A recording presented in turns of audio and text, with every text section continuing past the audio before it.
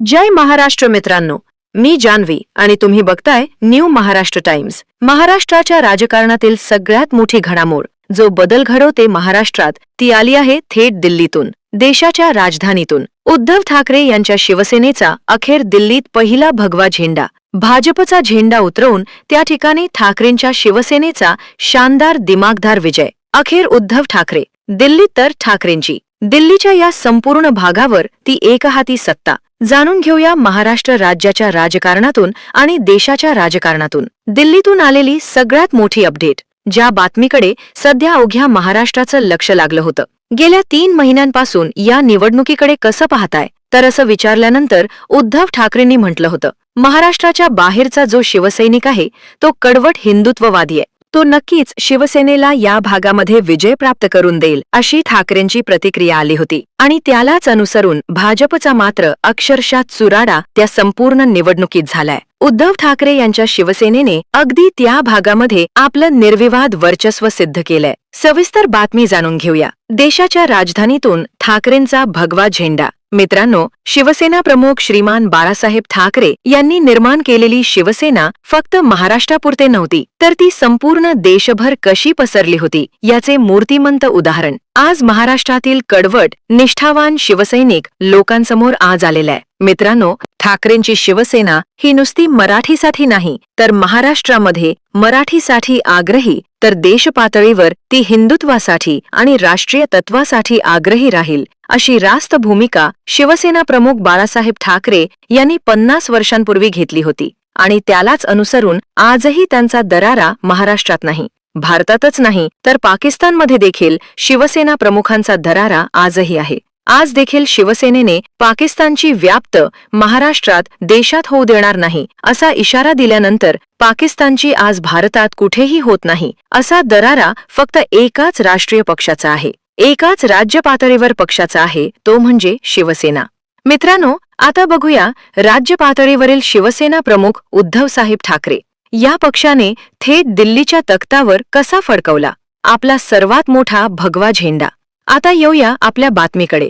मित्रांनो, सध्या महाराष्ट्राच्या निवडणुका संपलेल्या आहेत। महानगरपालिका, स्थानिक स्वराज्य संस्था, जिल्हा परिषद, पंचायत समिती काही जरी बाकी असल्या तरी इतरत्र निवडणुका मात्र महाराष्ट्रात संपलेल्या आहेत। हा निवडणुकांचा उत्सव आता महाराष्ट्राने अगदी जवळून पाहिला आणि आता मात्र ईव्हीएम वरती संशय वाढल्याचं आपण त्यावेळी पाहिलं। परंतु मित्रांनो, आता या निवडणुका ईव्हीएम वरती झालेल्या नव्हत्या, यामुळेच इथे मात्र शानदार विजय काँग्रेससह इतर अन्यत्र पक्षाचे होऊ लागले आहेत। याचे कारण आपल्याला सांगायची गरज नाही। मग आता महाराष्ट्रात तर निवडणुका झाल्या, मग उद्धव ठाकरेंचा विजय कसा काय झाला अशी बातमी सध्या पसरते। तर मित्रांनो, जणू या बॅलेट पेपरवर झालेल्या निवडणुकांमध्ये शिवसेनेचे ठाकरेंचे वर्चस्व अतिशय मोठ्या प्रमाणामध्ये महाराष्ट्र देशात सिद्ध होताना दिसतंय। तर हा विजय उद्धव ठाकरेंचा, ठाकरेंच्या शिवसेनेचा दिल्लीच्या तख्तावर भगवा फडकणार, जो स्वप्न होतं ते अखेर कसं शक्य झाले ते आता आपण जाणून घेऊया। महाराष्ट्र हा अतिशय समाजप्रिय आणि सर्वांना एकत्र घेऊन चालणारा राष्ट्र आहे। महाराष्ट्रामध्ये छत्रपती शिवरायांचे पासून ते शिवसेना प्रमुख बाळासाहेब ठाकरे यांच्यापर्यंत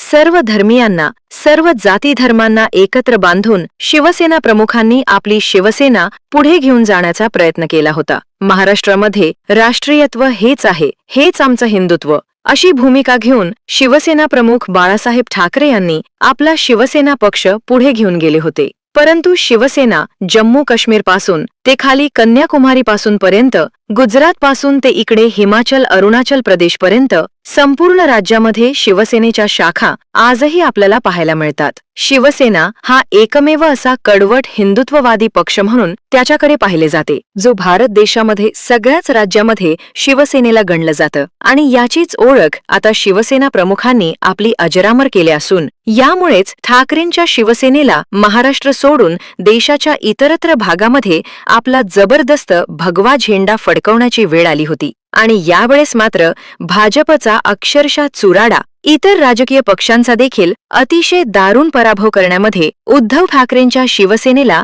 मोठं यश आलेलं होतं। मित्रांनो, देशातील सगळ्यात मोठी रेल्वे लाईन म्हणून ओळखली जाणारी पश्चिम रेल्वे ही हा लोहमार्ग, या सगळ्याच भागांमध्ये आपण पाहतो की कामगार सेना, रेल कामगार सेना, रेल्वेचे संघटन अतिशय मजबूत असतं। महाराष्ट्रामध्ये गुजरातमध्ये, कर्नाटकमध्ये या संपूर्ण भागामध्ये शिवसेनेचे, रेल कामगार सेनेचे जबरदस्त काम आहे. यामुळे आपल्या पश्चिम पट्ट्यामध्ये उद्धव ठाकरेंच्या शिवसेनेचे वर्चस्व गेल्या कित्येक दिवसांपासून होते. मात्र दिल्लीच्या तख्तावर, दिल्लीच्या पश्चिम रेल्वेमध्ये मात्र कोणत्याही प्रकारची ठाकरेंची ताकद नसताना या भागामध्ये खेळली गेली. गेली 10 वर्ष केलेली जबरदस्त कामे, कामगारांच्या न्यायासाठी अखंड धावून जाणारी शिवसेना नेते अरविंद सावंत यांच्यासह राज्यसभेतील, लोकसभेतील खासदारांनी हिंदी भाषिकांच्या मांडलेल्या समस्या या सगळ्याला अनुसरून कामगारांची संघटना म्हणून शिवसेना उत्तर भारतामध्ये देखील प्रसिद्ध आहे. इतर कोणताही पक्ष कामगारांच्या पाठीमागे अशा प्रकारे राहत नसताना उद्धव ठाकरेंची शिवसेना महाराष्ट्रात असून देखील दिल्ली येथील कामगारांच्या हितासाठी अखंड काम करत असते. यामुळे या झालेल्या रेल कामगार सेनेच्या